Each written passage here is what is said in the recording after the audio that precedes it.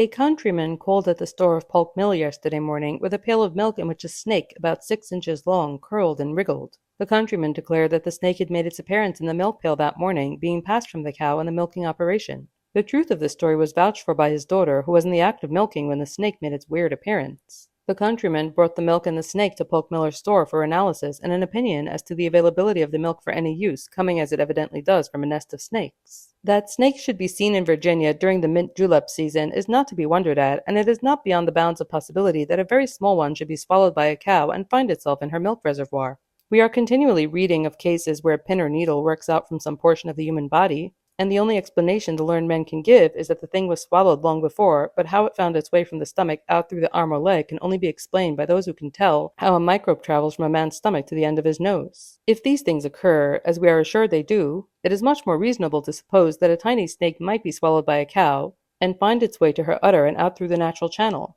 Besides, it is not at all unusual to find wiggletails and other water animals in milk, and if they don't come from the cow, how do you account for them? You don't suppose the milkman put them in the milk, do you? The only really suspicious circumstance connected with the business is that the story came from Polk Miller. He is what Artemus Ward calls an amusing cuss, and so in the habit of telling funny stories that he may have started this one out just to see how far it would get. The dispatch has kept a rather still tongue on the subject, and that is also suspicious.